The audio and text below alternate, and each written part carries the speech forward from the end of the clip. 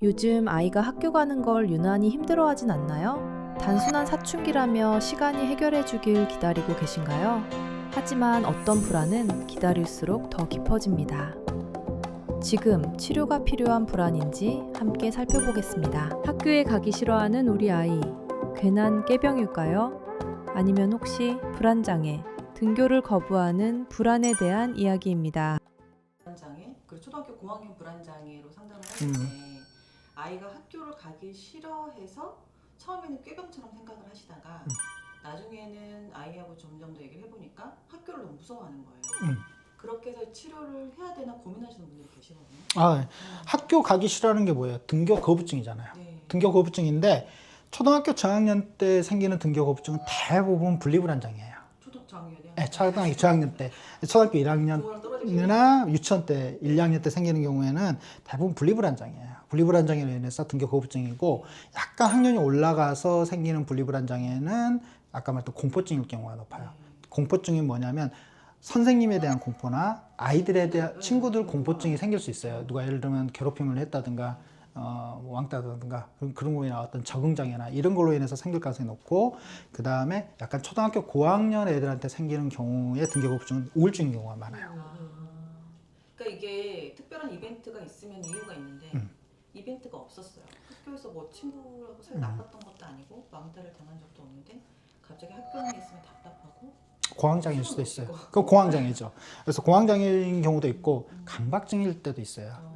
그러니까 강박증이 초등학교 4학년 때 생기는 경우가 많아요. 그때. 그래서 아이가 불안이 있는데 그때 강박이 생기거나, 아까 얘기했던 강박이나 불안이 있는 애들의 경우에는 특정 시기가 되면 약간 공황장애처럼 올 수도 있어요. 그러면 예를 들면 수업 중에 교실에 앉아 있으면 막 호흡이 불편하고 막 어지럽고 막 식은땀 나는 애들 있잖아요. 약간 공황 발작이 온 거거든요. 그러면 학교에 있는 것들이 힘드니까 밖으로 나가야 되잖아요. 그렇죠. 그게 반복이 되면 학교 가는 게 무서워지죠. 그래서 단순하게 그때는 등교 거부증이 왔는데 이게 너 학교 가기 싫어서 안 간다고 생각해 버리면 이건 이제 치료를 완전히 놓쳐버리는 거죠. 그때는 반드시 아이하고 대화를 해서 왜 안 가는지를 먼저 확인해 봐야 돼요.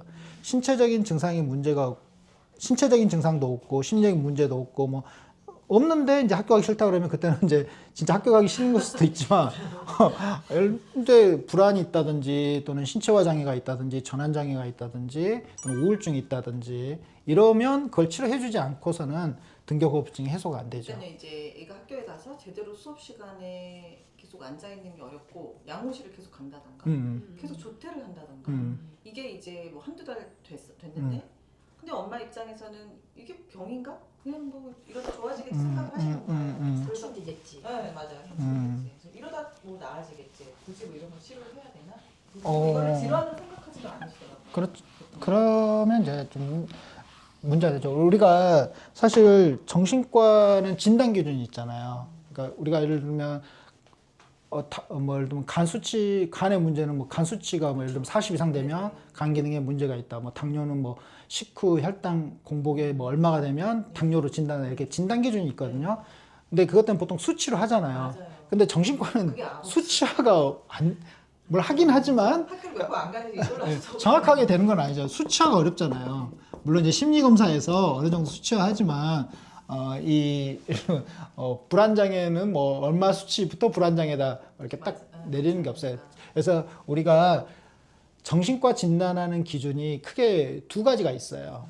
하나는 DSM 기준이 있고 하나는 ICD라는 기준이 있는데 우리나라는 대부분 DSM 기준을 따라요. 이게 뭐냐면 미국 정신과 협회에서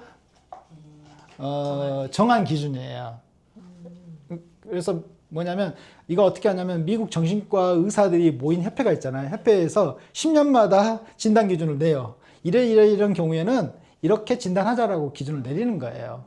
예를 들면 뭐 분리불안장애는 애착자와 떨어지는데 뭐 몇 개월 이상 지속될 경우에는 분리불안장애로 내린다 이렇게 기준들이 있거든요. 그리고 이런 증상들이 나타나면 이런 증상들 중 예를 들면 8가지 중에서 4가지 이상이 뭐 3달 이상 지속이 되면 뭐라고 진단하자 이런 기준들이 있어요. 근데 반드시 마지막에 뭐가 있냐면 이로 인해서 학업적, 직업적 기능에 장애가 있을 경우에 진단한다 이렇게 나와요. 그래서 주관적으로 본인이 이로 인해서 괴로움이나 일상생활에 지장이 있으면 진단을 내릴 수가 있는 거예요. 예를 들면 이거죠. 제가 이제 환자분들 잘 표현하는 건데 여기 이어드림이 하나 생겼어요. 근데 별로 이렇게 신경 안 쓰신 분들 있잖아요. 뭐 나 이어드림 생겨도 뭐 일상생활에서 대인관계 하는데 전혀 문제가 없어. 뭐 누가 너 이어드림 왜 크게 나서? 이거 최근에 나서 곧 없어질 거야. 이렇게 뭐 대수롭게 생기면 이건 병은 아니죠. 그렇죠. 근데 어떤 사람 있죠. 이어드림이 생긴 다음에 계속 여기 신경 쓰여서 우울해지고 불안해지고 학교도 안 가고 사람도 안 만나. 사람 만나 누가 이렇게 너 이어드림 왜 나서 막 짜증내고 화내고 막 신경 엄청 쓰잖아요. 그러면 이거 병이에요. 이로 인해서 일상생활에 지장을 받는 거잖아요. 우리가 봤을 때 이어드림 하나지만 사람마다 이걸 받아들이는 정도가 다른 거예요. 정신과는 그래요. 그래서 반드시 아까 일상생활에 지장이 있느냐. 생긴 지 얼마 안 됐어. 근데 이거 학교도 안 가고 갈 때마다 막 토하고 어지럽고 막 그래.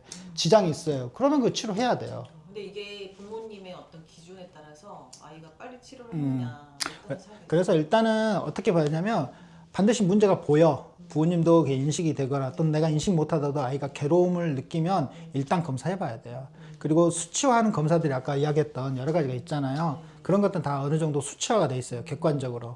그리고 또 아까 이제 말하다가 말았는데 그 신경 심리 검사 중에 아까 대표적인 뭐 CAT 같은 걸 한다든가 또는 뇌파 검사도 있잖아요. 뇌파 검사하면 정상 뇌파가 안 나오고 비정상 뇌파가 나오거든요. 그런 것들 본다든가 또는 자율신경계 검사는 HRV 같은 그 교감 부교감 신경 또는 스트레스 검사 같은 것들이 있어요. 뭐 혈액 검사 같은 것도 있는데 잘 안 쓰고 보통 이런 검사를 통해서 정상 기준치가 있으니까 요즘은 이런 기계들이 잘 나와 있거든요. 그런 검사들에서도 비정상이 기준치 이상 나온다든가 그러면서 심리검사에서도 이상 소견이 있다든가 그러면서 환자가 괴로움을 느낀다 그러면 이건 반드시 치료가 필요하겠죠. 예. 그런데 이런 경우도 있죠. 검사는 정상이야. 근데 환자가 엄청 괴로워해. 왜냐면 이건 따져봐야 돼요. 근데 보통 우리가 인위성 장애 같은 것도 있어요, 사실은. 뭐냐면 이것도 참 어려운데 자기는 환자여야만 되는 사람이 있어요. 그러니까 전환장애랑 비슷한 거예요. 전환장애는 아니야. 또 달라요. 허위성 장애, 허위성 장애라고. 꾀병이에요. 일종의 꾀병인데 또 꾀병은 아니에요. 뭐냐면 현실이 괴로워. 그쵸. 현실이 괴로워요. 환자가 되면 그 현실에서 벗어날 수가 있어요. 회사도 안 가도 되지. 학교 안 가도 그러니까 나는 계속 아파야 돼. 그래서 계속 환자로 살려고 하는 사람이 있어요. 근데 이게 부모님들 중에서 이렇게 좀 강한 분들은 네. 의지가 약하대 애가. 이것도 정신병이에요.